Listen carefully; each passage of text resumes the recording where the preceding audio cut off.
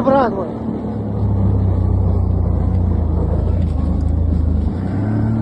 Он горит до сих пор. Все, останавливайся. Сейчас развернусь. Рэпа нет. Развернусь. Блядь, как их найти?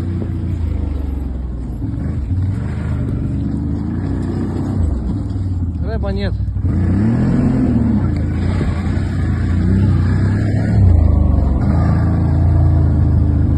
Повози. Да ну нахуй. Ебать, вот они лежат. Тяжелые все, 200, пиздец. Сгорели все. Все сгорели. Полностью Урал до сих пор горит. Блядь. Ёбаный в рот.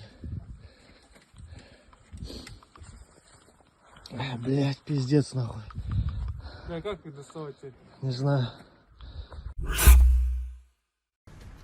Amid rumors that the special military operation will end soon, problems have begun to arise with the supply of weapons and ammunition at the front. We have received this information from several sources.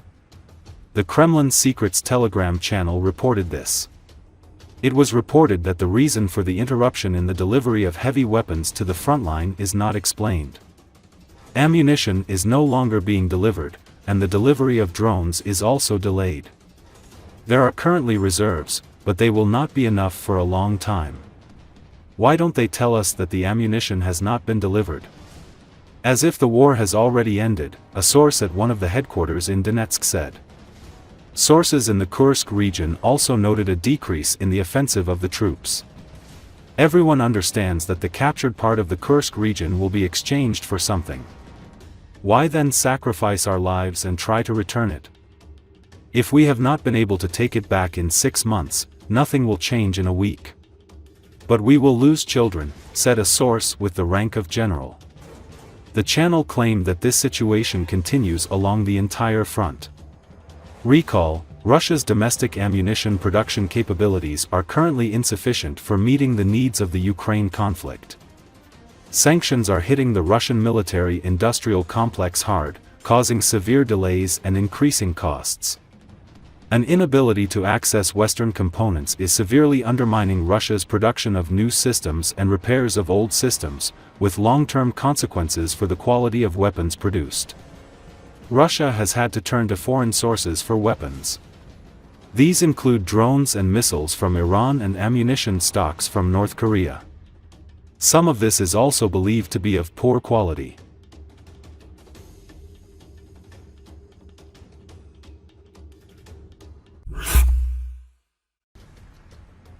Ukrainians have ensured that any Russian operations to resupply the besieged North Koreans in Kursk would end in complete failure. Russians launched a multi-vectored assault, hoping to break the North Koreans out instead.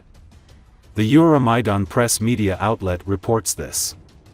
It is noted that however, as Russians moved into position under the cover of darkness, Ukrainians unleashed a rain of cluster munitions, ensuring that it would be a night Russians would never forget. The new goal of the Russian forces in this area was to try and link up with North Korean forces stuck in Nikolsky to break them out. The previous attempts to resupply them had failed, and the North Koreans were running out of supplies more and more with each passing day, forcing Russians to attempt to lift the siege instead. Euromaidan press says that to achieve this, Russian forces prepared a two-pronged assault on Viktorovka. A southern infiltration force would strike at night to surprise Ukrainian defenders and engage them in close-quarters combat. By day, a mechanized assault from the north would provide fire support to the infantry. Capturing Viktorovka would help re-establish secure supply lines with allies in Nikolsky and potentially set the stage for future assaults on Ukraine's main defensive line behind the Lochnia River. On the southern axis, Russian forces would infiltrate through interconnected tree lines with infantry, concealing their movement from Ukrainian observation at night. These tree lines led directly to settlements west of the river, allowing Russian troops to launch surprise attacks. Meanwhile, the northern pincer, composed of mechanized units, moved along forest edges to avoid detection. The Russian strategy hoped that the initial nightly infiltration assault would divert Ukrainian attention enough for the armor to reinforce them during the day, while also using the forest's cover to shield against Ukrainian ATGMs. However, the Russian plan quickly unraveled. On the southern flank, Ukrainian drone operators used thermal cameras to detect soldiers moving through the tree lines at night, negating their concealment. On the northern flank, Ukrainian drones maintained constant reconnaissance near Kruglenko, regardless of any battles in the settlements, quickly spotting Russian vehicles moving along the forest's edge.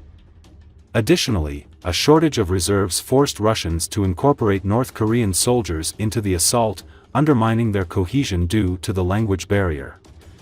Russian and North Korean forces were detected with thermal cameras as soon as they started moving through the tree line. Ukrainians quickly relayed the coordinates to artillery crews, waiting till the Russians entered a less dense part of the tree line where there was less cover to shield them before unleashing a devastating artillery barrage with cluster munitions, completely eradicating the Russian surprise infiltration assault in seconds. After seeing yet another failed assault to break them out, several more North Korean soldiers lost faith in their Russian allies' ability to lift the siege, again attempting to make a run for it while the Ukrainians were distracted by the northern assault. The Ukrainians had enough drones to go around, as they hunted down the North Koreans trying to escape the pocket. Notably, many North Korean soldiers showed signs of exhaustion, as they often stumbled and were moving much slower than before, indicating that North Koreans are on the brink, and might soon surrender en masse for the first time in the war.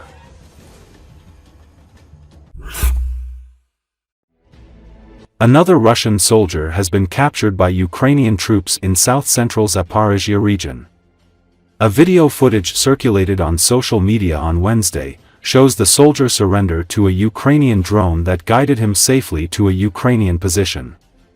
From there, the Russian serviceman was captured by two Ukrainian soldiers who took him away from the area in a car.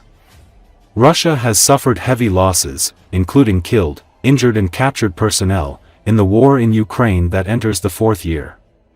According to BBC analysis, the number of Russian military deaths could range from 146,194 to 211,169.